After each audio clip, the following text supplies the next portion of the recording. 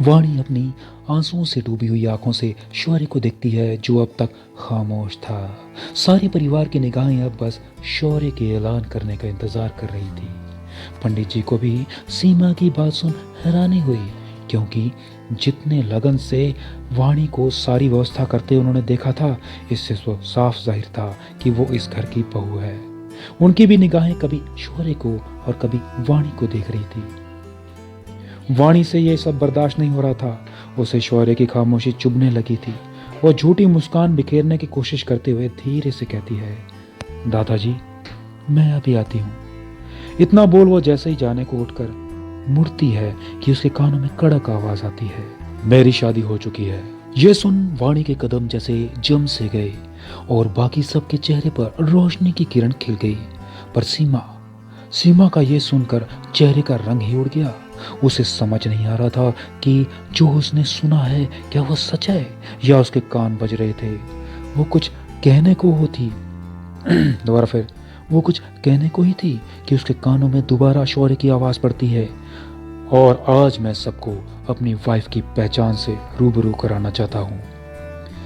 वाणी उसके ये बोलने पर पीछे पलट शौर्य को देखती है, जो उसे ही प्यार भरी नजरों से देख रहा था।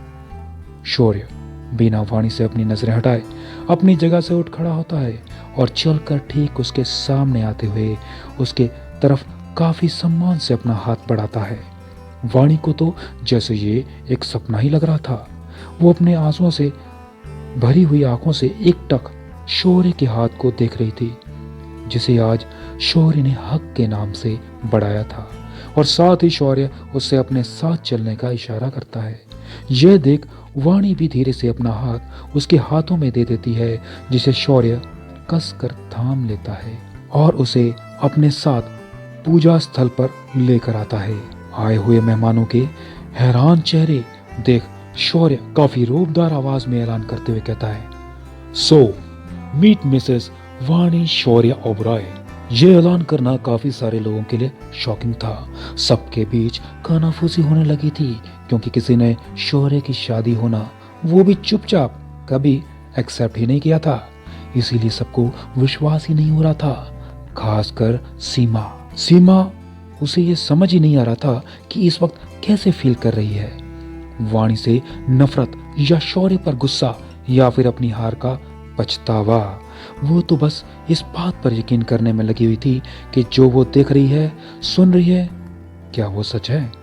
शौर्य फिर अपनी प्यार भरी निगाहें वाणी पर डाल कहता है, पंडित जी, अब पूजा शुरू करें। यह बोल वो वाणी को अपने साथ बैठने का इशारा करता है। वाणी भी शौर्य को देख अपना सिर हिलाते हुए बैठ जाती है। पंडित जी पूजा शुरू करते हैं। ओबराय परिवार का तो आज खुशी का कोई ठिकाना ही नहीं था। आज जैसे उनके सारे अधूरे रिश्ते पूरे होने को आए थे। सुरेश जी की तो खुशी से आंखों से आंसू ही आ गए। प्रकाश जी ईशान के कंधे पर हाथ खुशी से आगे कर अपने बेटे और बहू को देख खुश हो रहे थे। ईशान, लविश, विनय, अरविंद, सबके चेहरे खिले हुए थे। तभी पंडित जी की नजर वाणी पर जाती है, जिसे वो देख कुछ फिक्रमंद से होते हुए कहते हैं, अरे बिटिया, आपने अपनी मांग पूरी नहीं भरी। यह सुन वाणी अपनी मांग पर हाथ रख सोचती है, और उसे याद आता है कि किस तरह सीमा ने उसके माथे पर पानी उड़ेलकर कैसे उसका सिंदूर मिटाने की कोशिश की। वाणी मायूस हो ये सोच ही रही थी कि पंडित जी थाल में पड़ी कुमकुम की थाली शौर्य की तरफ बढ़ाते हुए प्रेम भाव से कहते हैं, कोई बात नहीं, लीजिए बेटा, आप अपनी पत्नी की मांग दोबारा इस कुमकुम से भर दें। ऐसे सुहागन की मांग पूजा में खाली अच्छी मानी नहीं जाती, तो कृपया कर भर दीजिए। जिससे सुन शौर्य एक नजर वाणी को देख पंडित जी की बात पर हल्के से सहमति में सिर हिलाकर वो कुमकुम अपनी चुटकी में भर वाणी की मांग की तरफ बढ़ जाता है। वाणी को इस वक्त अपनी शादी के पल याद आने लगे, जिस वक्त वो इस मजबूरी के रिश्ते में कभी नहीं बंधना चाहती थी, और वहीं वाणी अपने मन में एक सुकून लिए उस सिंदूर का अपने अस्तित्व में स्वागत करना चाहती थी। वक्त कैसे बदल जाता है और कितने बदलाव उस वक्त में आते हैं, ये दोनों को अब उस पल में महसूस हो रहा था। शौर्य भी इस बात से गुस्सा नहीं था, बल्कि प्यार और सम्मान के साथ वाणी की मांग में अपने नाम का सिंदूर सजा उसे हमेशा के लिए अपने पूरे दिल से अपना बना लेता है। आज सही मायनों में उनका ये रिश्ता पूरा हुआ था। आज इस रिश्ते के मायने भी थे, सम्मान भी था, नाम भी था और प्यार भी था दोनों के दरमियान। लेकिन अब बस इंतजार था तो बस उनकी मोहब्बत के इकरार का। इस बार फिर सिंदूर वाणी के मांग में भरते वक्त कुछ सिंदूर उसके नाक पर गिर जाता है, जिसे देख शौर्य प्यार से अपनी उंगलियों से उसके नाक को साफ कर वाणी को देखने लगता है। वाणी भी अपनी आंखें खोल बस आज शौर्य की आंखों में जैसे डूब जाना चाहती थी, जैसे मन ही मन दुआ मांगती है कि हर जन्म सिर्फ शौर्य का ही साथ मिले। फिर पंडित जी अपनी पूजा शुरू करते हैं। वाणी अपने सिर पर पल्लू लिए अपना हाथ जोड़ पूरे मन से अपनी आंख बंद कर तनुजा जी की आत्मा की शांति को प्रार्थना करने लगती है।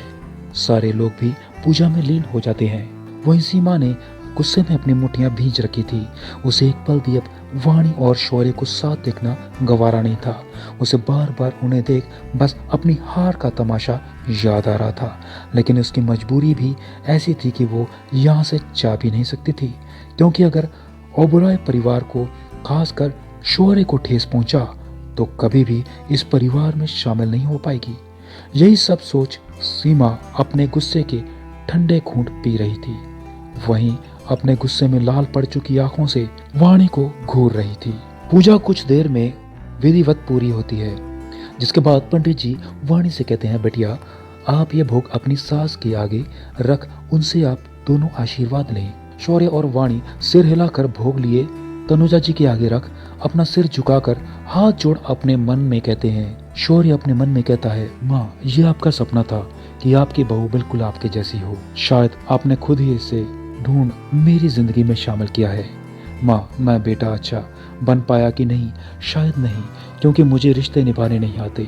कहीं ना कहीं आपके बेटे को डर है कि वो ये रिश्ता पूरे निभा पाएगा भी क्या है नहीं। आपके जाने के बाद जैसे रिश्तों से मेरा विश्वास उठ गया है, लेकिन जब से वाणी मेरी जिंदगी में आई है मेरा दोबारा उन रिश्तों पर विश्वास करने का दिल चाहता है। ना जाने क्या कशिश है इससे जो हर रिश्ते में जैसे जान भर देती है।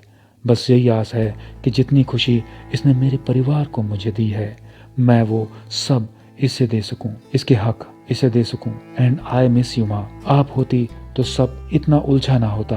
वाणी भी अपनी आंखें बंद कर कहती है, थैंक यू माँ मुझे इनका साथ देने के लिए। जानती हूँ मैं आपके जैसी नहीं हूँ, लेकिन मैं पूरी कोशिश करूंगी कि आपके जैसा ही इस परिवार को समेट कर रखूं। इतना बोल दोनों अपनी आंखें खोल देते हैं। वाणी फिर बाकी की तैयारी के लिए चली जाती है। सब भी एक एक कर तनुजा जी के आगे फूल अर्पित कर उनकी आत्मा की शांति के लिए प्रार्थना करते हैं। शौर्य भी जैसे सबके पास आता है।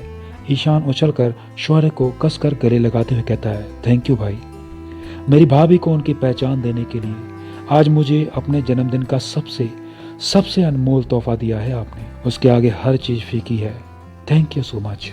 शौर्य तो एक पल ईशान के ऐसे गले लगने से उचक सा जाता है, पर जब उसने उसकी बात सुनी तो उसका भी मन भर गया। वो प्यार से उसके सिर पर हाथ रख उसके बाल बिगाड़ते हुए अपने कड़क आवाज में कहता है, तो ठीक है, कार मैं लविश को दे देता हूँ। ये सुन ईशान जल्दी से शौर्य से अलग होकर उसे मासूमियत से देख कहता है, नहीं भाई आप मेरे साथ ऐसा नहीं कर सकते।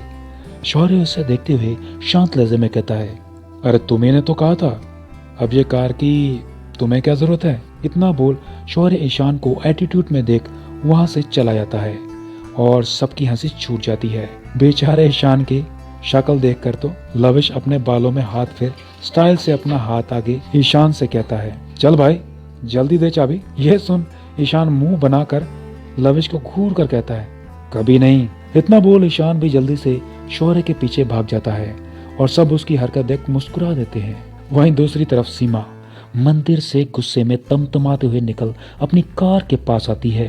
वैसे इस वक्त वहां कोई नहीं होता। सीमा गुस्से में पागल कुत्ते के जैसे बौखलाई हुई थी। अपने हील से कार के टायर पर मारती है, लेकिन बेचारे की फूटी किस्मत हील टायर के साथ लगते ही टूट जाती है, जिससे वो संभल नहीं पाती और सीधा मुंह के बल जमीन पर गिरती है, जहां कुछ कीचड़ उसके चेहरे और कपड़ों पर लग जाता है। यह देख सीमा को और भी गुस्सा आता है और जैसे ही उठने की कोशिश करती है कि उसे अपने सामने कोई खड़ा नजर आता है। वो अपनी नजरें ऊपर उठाकर देखती है तो सामने और कोई नहीं वाणी खड़ी थी, उसे देख मुस्कुरा रही थी। वो अपना हाथ आगे बढ़ाकर सीमा की मदद करने के लिए कहती है, क्या बात है सीमा जी, आप तो मेरी औकात जान इतना नीचे गिर जाएंगी, मुझे पता ही नहीं था। सीमा वाणी की बात सुन गुस्से में तिल मिलाते हुए जल्दी से उठती है, लेकिन उसकी सैंडल टूटी होने की वजह से दोबारा गिरने को होती है कि वाणी उसे संभाल कर कहती है, संभल कर सीमा जी, आपने तो मेरी पहचान जानकर जमीन पर पैर टिकाना ही मुश्किल हो गया। आप इतनी खुश होंगी मुझे पता ही नहीं था। सीमा वाणी का हाथ झटक गुस्से में उसे उंगली दिखा जैसे कुछ कहने वाली होती है।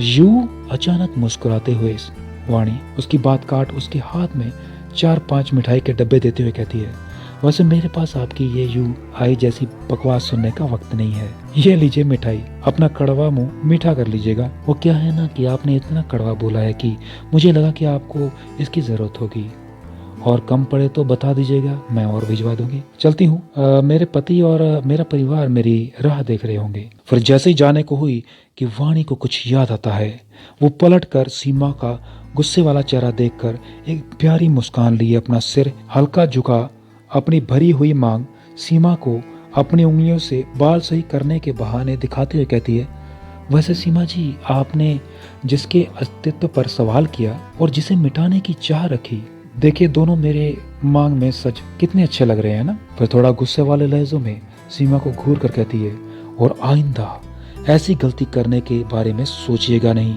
क्योंकि वो जो चुप थी वो सिर्फ वाणी थी, और जो अब आपके सामने खड़ी है वो मिसेज वाणी शौर्य ओबराय है। I hope you understand. इतना बोल वाणी वहां से सीमा को घूरते हुए चली जाती है, और सीमा अब अपने आपे से बाहर आने को होती।